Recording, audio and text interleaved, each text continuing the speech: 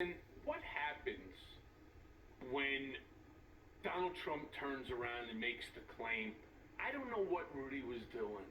Rudy's drunk all the time. Rudy's an idiot. Rudy wasn't speaking on my behalf. Rudy Colludi, should have retired 20 years ago when he still had some respect. I have nothing to do with it. And that's what somebody like Donald Trump will do, and it's something that he will say in order to exonerate himself completely from it. He'll throw everybody. I never told them that. In fact, what I was saying to Brad Raffensperger was, I know that the system is fucked up, that they stole 11,780 votes from me. And I was saying to him, as the responsible party, that you need, Brad, to go and to find those stolen 11,780 votes. No different than if you were a police officer and I call you up and I tell you, hey, my car's been stolen.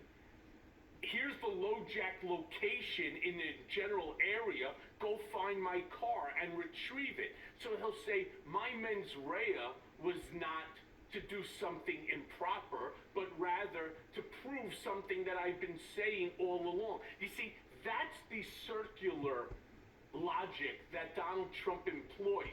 It's why Donald Trump never puts anything on paper, and he never says anything in a definitive way. It's always some sort of stupid, roundabout type of conversation, including the comments that he made to Brad Raffensperger. And here's what you do with those kind of statements from a defendant. First of all, before we ever indicted cases, we generated what's called a CIM, case impression memo, or a PROS memo, right?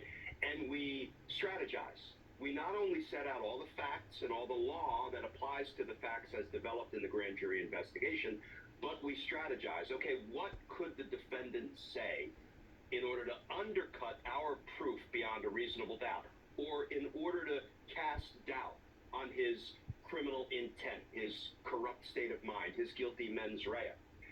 And here's the thing, Michael, when I hear people talk about that all the time, well, Donald Trump is just going to say, I really thought there was fraud, and Donald Trump is just going to say, Rudy was drunk all the time. You know how Donald Trump has to introduce that evidence to a trial jury? He has to take the stand. And that will be such a bonanza for prosecutors. Why? Because people need to know that the rules of evidence say in a criminal trial, a defendant can't introduce his own statements that he made outside of court.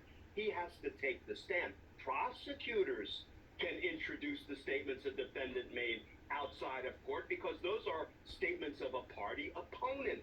So I only wish I could be the prosecutor cross-examining Donald Trump when he said, Rudy's drunk all the time. I really thought there was election fraud.